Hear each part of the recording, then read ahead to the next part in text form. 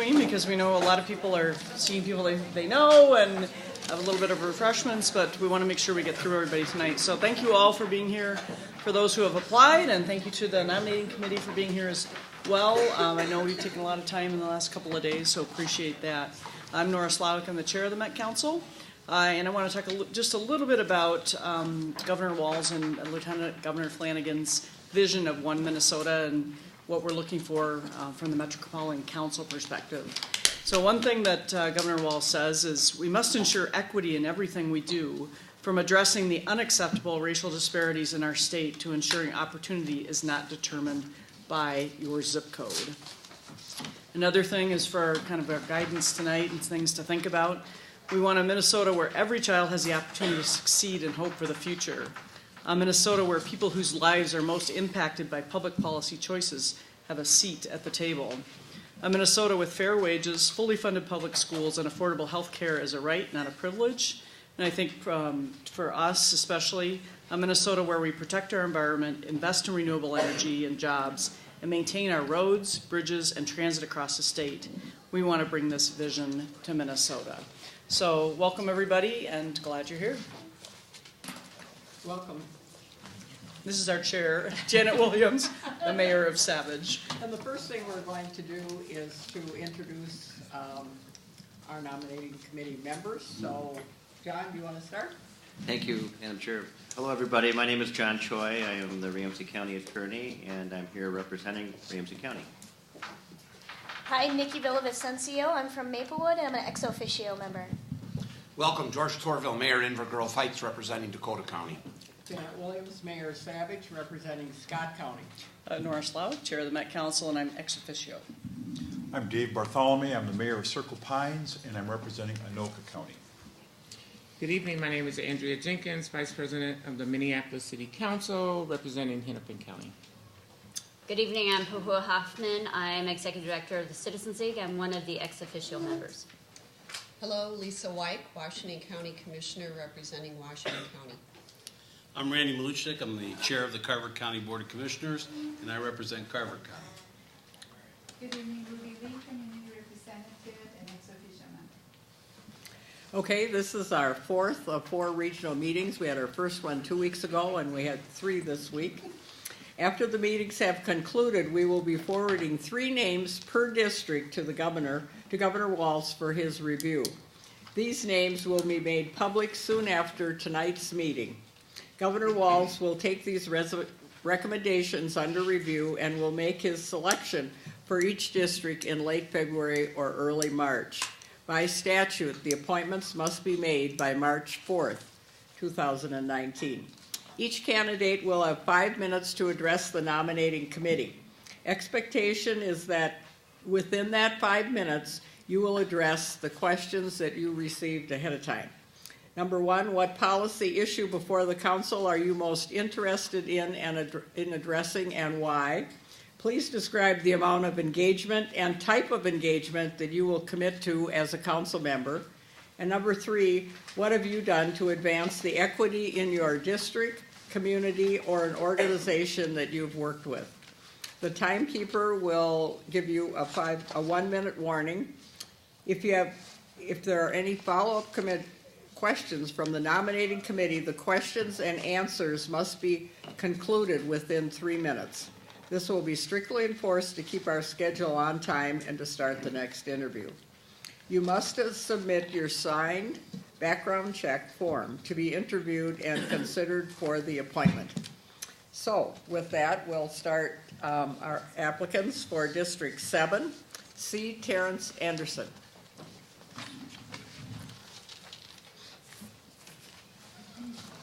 Welcome. Thank you. I first want to say I'm just humbled by the group that I'm in with, and I think you've got a lot of extraordinary candidates. I don't think you can really make a bad choice. But my grandfather was a bus driver in New York City during the 1960s and the 1970s. He's one of my heroes, and I think he'd be proud of me today. Because he didn't get a chance to plan the routes that he drove, but 2 generations later, I got the chance to do that.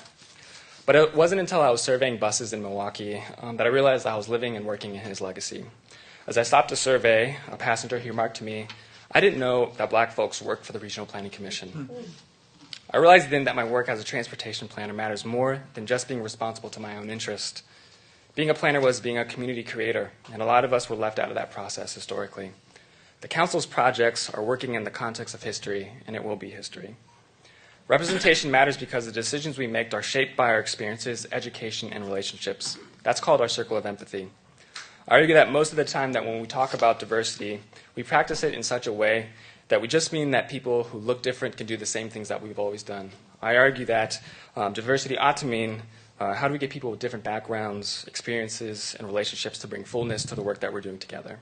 So who am I? I've dedicated my life and career to understanding the regional level of governance. As you can see from my resume, I've been a planner, an outreach coordinator, an equity manager, and now a director of community programs. All of those roles have afforded me the ability to partner with the community and strategize how to make them part of the work that we're doing. But most importantly, I've sat in the posture of listening for my neighbors so that I can be there with them when they need me, and I think that's why they're here with me tonight. The issue that I'd like to focus on most when I become a council member, if I become a council member, is long-range planning. In fact, a new long-range plan is just a couple years away for us here. In doing so, I'd like to prioritize equity and community development and transportation. Our long-range planning document is our region's vision for what's possible. I hold that equity should be foundational to One Minnesota, so I want to focus on the ways in which it shows up in our core planning documents and the work that we do. In my role as equity manager at the council, and in collaboration with the Equity Advisory Committee, I wrote the council's recently adopted equity policy. Further, I developed the equity framework that the EAC has adopted. Both of that work is unfinished. And with strong relationships that I have with the EAC and with the community, in particular, I want to highlight Equity in Place, a coalition of community organizations that are focused on advancing equity in our region. I think make me uniquely qualified to help lead the council's work on equity and hopefully find a meaningful implementation of it. Members of the EAC, Equity in Place, elected officials, community members have graciously written me letters of support as a testament to that hope. Equity is difficult both to define and actualize. We must approach the work with an urgency, knowing that this is a region with the biggest disparities in this country. But we also must approach this work with patience to do it competently and impactfully. I think that equity work, or perhaps the council's work as a whole, is challenged when our vision for equity is perceived to be only for a few jurisdictions. In our region, poverty continues to suburbanize, and our urban areas are becoming more unaffordable. There are housing issues in Carver County and Anoka County, just as much as there are in Hennepin and Ramsey. Equity is possible in our region when all parts of the region see themselves in the work that we're doing. Equity can and should show up in the dollars we spend, like TAB and livable communities, as well as how we create a good work environment for our 4,500 employees. As a council member, my role is to bring the voices of District 7 and meaningfully add them to the course of the work that we're doing. The engagement work I've done my whole career will inform how I practice that. So yes, it's important that we host meetings around the district so that folks get to know me, we can showcase the council's work and get meaningful and good input. But we should also measure our success and engagement by how many community tables we're invited to. And we'll seek out communities, and I will seek out communities that don't feel validated by our traditional processes. We show up when there's no project to speak about and listen even if there's not an answer to a question that we're asking. As a transit rider living in North Minneapolis and taking the bus to work, I know how far the council is sometimes from this community. But I'll bring those relationships to Robert Street. And I've sat with the heartbreak and confusion of council staff that have had the experience of advancing equity in the organization, and I'll bring those relationships and stories into the council chambers too. Equity work is frustrating, and a lot of staff and community don't believe that we've made enough progress as much as we should have. I recognize the challenges when we have a lack of dedicated transit funding, nor do we control the full spectrum of decision-making on housing. But I've seen good ideas shrink into political possibility and to the point where they're no longer meaningful. So I think as a council member, it's our role to connect community vision and staff expertise and inscribe that hope into policy. Good planning work takes a delicate balance to have staff, community, and policy seeking to be on the same page. Thank you. Any questions? Nora. I find your comments very interesting, and you're interested in long-range planning, so I'm kind of intrigued by that. So is your interest 10 years, 20 years out, kind of changing the vision, changing the work? Tell us a little bit more about what would you bring to the council if you focused on that? Right on. I mean, I think we both have to recognize that the existing planning documents are existing of relationships that have already occurred and conversations with folks around the region that already have occurred. But I do think that if we're focusing on equity, we have to recognize that we haven't met the mark in our current work. And so in doing that, we need to establish relationships with the folks who have been missing from those conversations historically. And so I think there's a lot of people in this community in District 7 and around the region, not just urban, but rural, who don't feel like they've been enough a part of that conversation. So I think we need to start there by bringing new voices meaningfully into the conversation, try new ways of engaging around the long-range planning conversation. And I think we can get some meaningful dividends around that. It's a marathon, so I don't expect everything to change in a year, but we have to have the intention to do so. Thank you. Randy. Oh, I'm sorry, Ruby. That's right. That's why we sit together. Hi, Karen. Hi. Thank you for your presentation. Thank you. Just curious about your experience in community-based research. Sure. And how do you plan to leverage that? Right. Besides community engagement, how do you Right. think that adds value to the Right. I do think community-based research is a practice of community engagement. It's a way of doing it in the sense that what we do at Cura is community comes to us with their questions, the different narratives that they want to develop, the different policies that they want to shape, and we facilitate that by adding resources to make that possible. And I think that's an important lesson coming from the perspective of the council. When are we not doing our work derived from us, but when are we responding to community in meaningful ways? And so I think that's what community-based research does, and I think those relationships and that practice, I think, could be good, especially for our research team, say, in community development, to look at that, too. 30 seconds. Nora asked it in a way, but I'm going to ask it a little bit different. You're on the Metro Council now, and some cities are saying that this 2040 plan is a bunch of extra work we don't need to do. Tell me why it's important. I think it's important because, as a document, why the Met Council was created, because there's challenges that are not single to one community, right? So challenges of transportation, challenges of housing is not singular to, say, one city or one county or one jurisdiction. So it necessitates the existence of a body who's thinking beyond lines that aren't common. People travel. Like I live in North Minneapolis, but I go beyond North Minneapolis all the time. And so that fullness and that creation of community isn't just something that you can. Thank you. Yeah. Thank you. Thank you. Okay, Thomas Forsyth.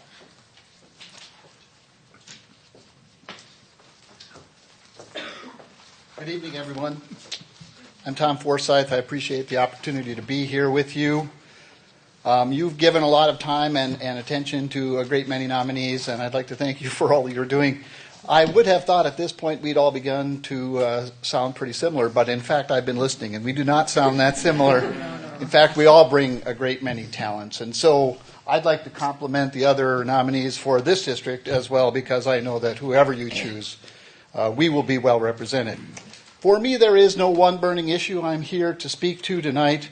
My interest is in our collective future. You know the facts. If trends continue, we'll have an additional 700,000 people living and working in our collective community by the year 2040, and the time to plan and prepare is now. I think personally that the Met Council has done pretty darn well, making really good decisions over the past 50 years, but the challenges ahead are actually more significant. Housing prices are rising quickly, affordable housing is in short supply, rents are increasing, and our roads are becoming more congested. It actually gets more difficult from here. And many of the trends that hit communities of color do so disproportionately. We're behind on far too many measures on that front: income, education, home ownership, housing. On some, we rank dead last. We can't be the community we want to be if we don't improve. And in many ways, if it gets more difficult from here, we're looking at issues like our population aging, infrastructure growing more expensive, the climate changing, water will only be more precious. I believe we can address these issues collectively, more innovatively than other cities, just as we reap the benefits of past decisions by past councils today. Wastewater treatment, one of the best park systems, water stewardship, infrastructure, smart, sustainable choices. We can do this better with the right approach, and the Met Council is the policymaking body positively at the center of much of it. That's exciting. It's a call to public service for me. Transportation and transit are key issues critically to the entire community. And I'm a past chair of the Minnesota Chamber of Commerce. So you're probably saying, well, why are you here? Haven't you been opposed? Well, the truth is, when I joined the Chamber board, we were opposed. We were opposed to gas tax increases. We were opposed to transit. But we actually changed our view. We conducted a full review. We looked at the issue more thoroughly, more comprehensively. We created a document called Minnesota Moves in 2008 and moved the Chamber from opposing gas tax increases to supporting gas tax increases to passing the gas tax increase. And then we helped override the governor's veto, getting the 5 votes we needed. It was actually 6, but we got 6. We needed 5. So, as to equity, health care is my issue, health care reform. I've been working on health care reform since the 80s. I think I was helpful in passing Minnesota Care. I believe I came up with the provider tax. I think that's my idea. And the reason I did is because we were looking for a tax that General Mills would pay. And I convinced people this is a tax that would work, that companies who were self-insured would pay, that it would get the job done. This many years later, it has gotten the job done. Minnesota Care has insured thousands. So, health care, Governor Dayton asked me to join the MNsure board. Now, you're probably thinking, if I were you, I wouldn't bring up the MNsure board. But in fact, that was some of the best board work I've ever done. It was actually a lay board of 7 people that grabbed MNsure and pulled it out of the ditch. It was a tremendous mess. There was no cavalry coming over the hill. We had money, but we had squandered much of it with decisions that were made before the board was even appointed. So we had to do a lot. Change leadership, fire the IT staff, restart, remake customer service, and dramatically recast the budget and get us back on a sustainable path. Today, MNsure works. So I'll just close with, I'm doing this with, or I would approach this with a great deal of humility. I do not have all the answers. I'm actually impressed with the people who have the backgrounds of having worked for the organization, having led community groups.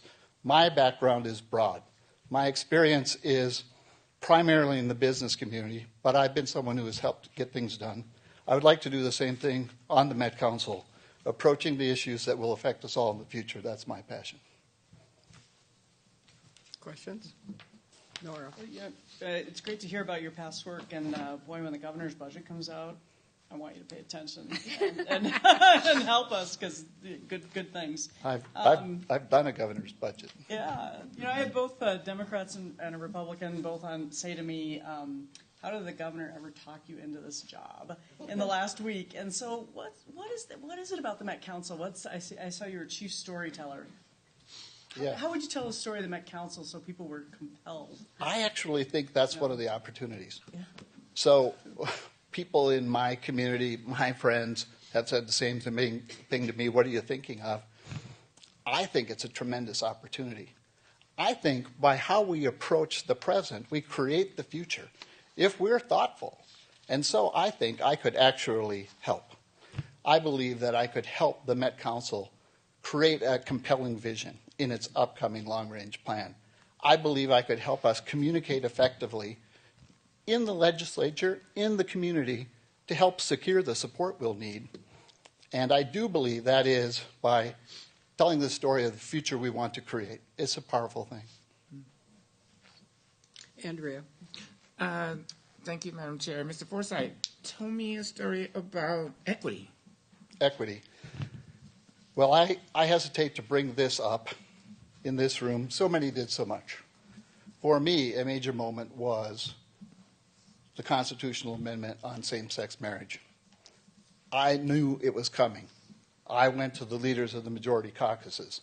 I implored them not to do it. I told them the business community would stand against them and that I would ensure General Mills did. And then they did it anyway.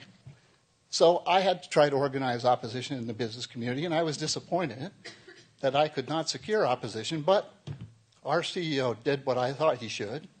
We stood opposed, stood in favor of vote no, and we did so virtually alone.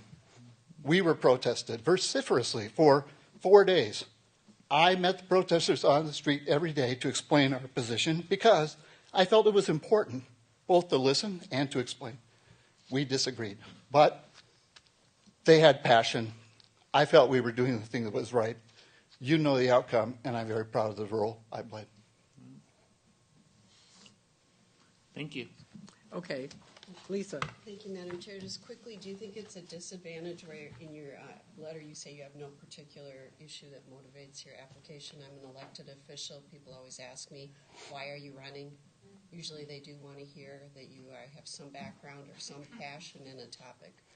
My concern is that there are too many.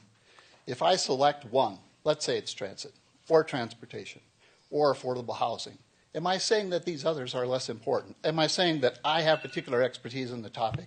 I actually think there are so many issues of importance I want to address more than one.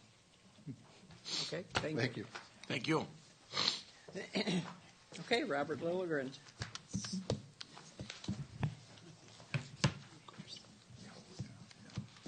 Bonjour Nindinoe Meganeduk, Bawa Babi Ginakagan Dunjaba, Ojawish Koganesian and Dodam, Oge Mamish Quades Indigenous Cause.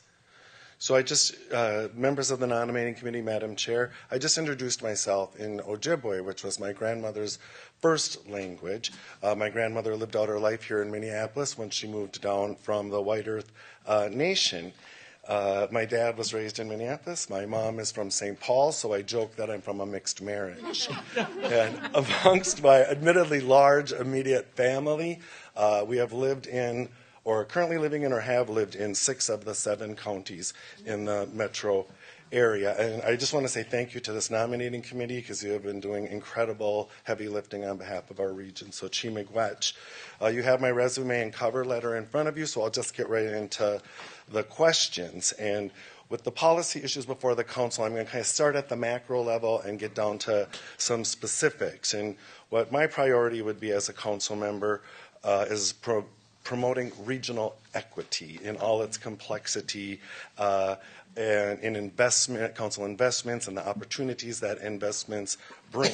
We have vast inequities in this region based on race. I think it's important for us to name that, to create space for the voices that have been underrepresented in the policymaking process. And for me, advancing equity in our region is really the best expression and means of progress toward Governor Walz's vision of One Minnesota.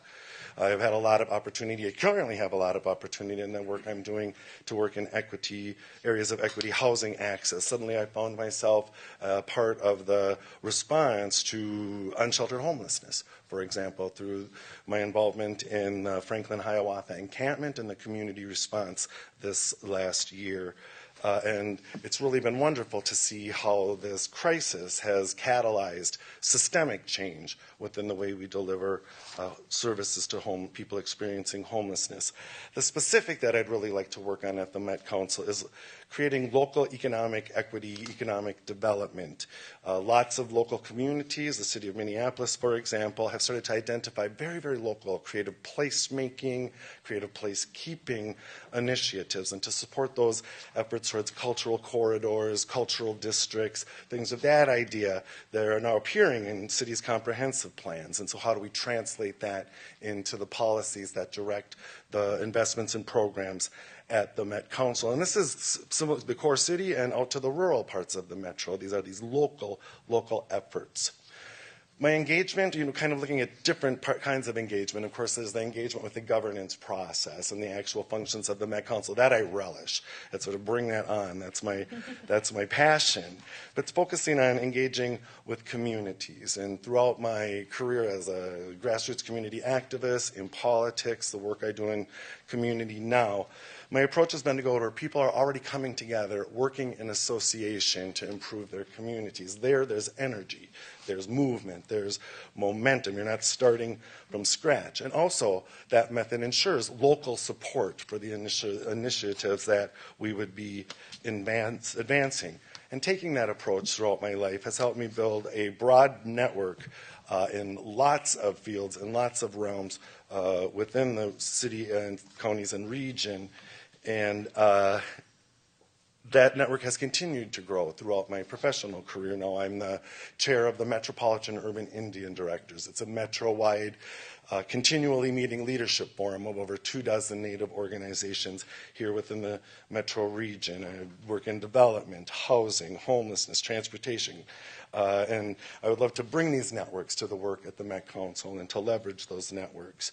And advancing equity in my district, in my life, and my work has been a theme throughout my work as activist, politician, and professionally. Early organizing to rid my block of crime and violence so kids had a place to play and grow. My first official appointment as a neighborhood representative to the I-35W Project Advisory Committee, and being able to see that work through then as a policymaker and in my involvement in regional governance. And the example I'd like to hold up is the example of the Midtown Exchange, which was in my ward the first term I was elected to the Minneapolis City Council, working with my chief of staff, Andrea Jenkins, now Councilmember Andrea Jenkins. We really broke new ground in engaging the communities, in engaging stakeholders around workforce participation goals, and not just setting historically high goals, but the means to achieve them. And I know we did a good job because those policies that we put together around development in the city of Minneapolis are still used as the basis of policies today. So I would like to bring this experience and this network of relationships to work on the Met Council, and I ask for your support to do that. Miigwech. Okay, thank you. Any questions? Lisa. Thank you, Madam Chair, and thank you for your remarks. In a letter of support from Andrea Jenkins, it says that you were successful in facilitating and fostering culturally sensitive services at the Wall of Forgotten Natives encampment in Minneapolis, and assisted homeless in finding shelter and housing. How did you do that? I mean, it's been a topic we've heard about for days. Sure. When the Wall of Forgotten Natives, the encampment started to grow at such a rapid pace towards the end of summer, it was the local community, the leads of local Native organizations that responded quickest. We were there. We started redeploying resources to meet the needs.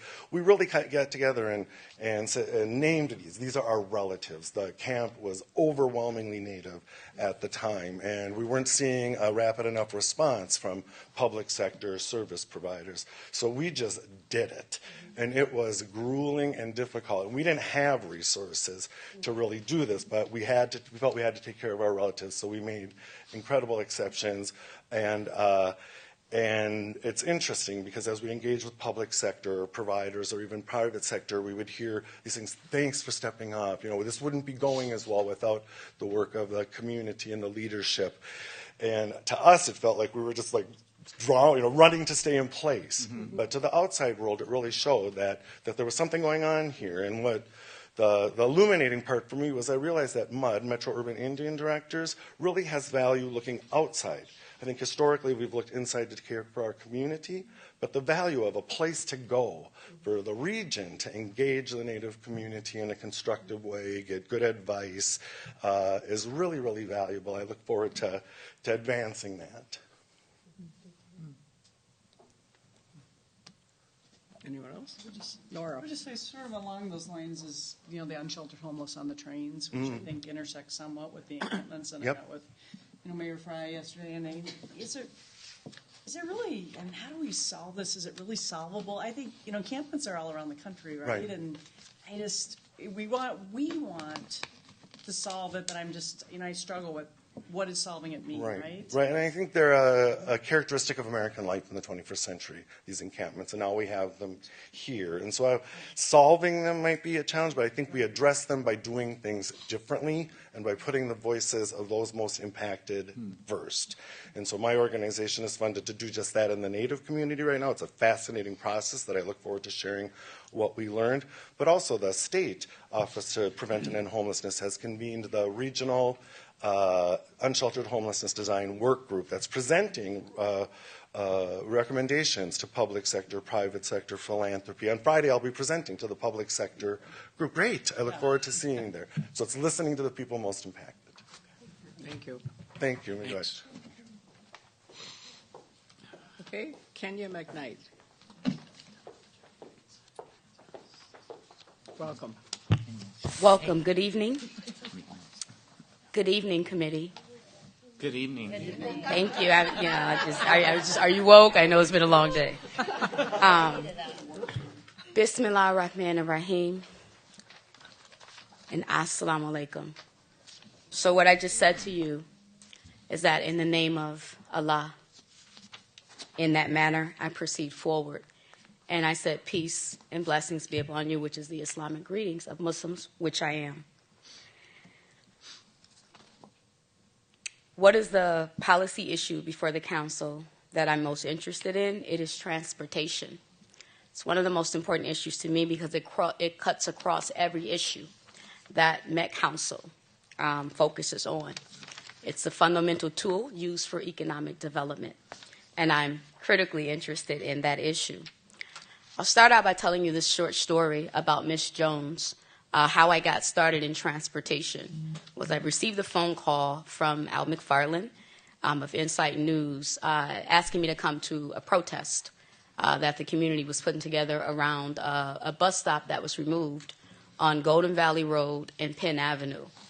And I was familiar with the area. I grew up here. I've lived in Minneapolis for 36 years. The first neighborhood I lived in was Phillips for 3 years, and I've lived in North Minneapolis for the past 33. So anyways, I'm familiar with the area, and I went immediately.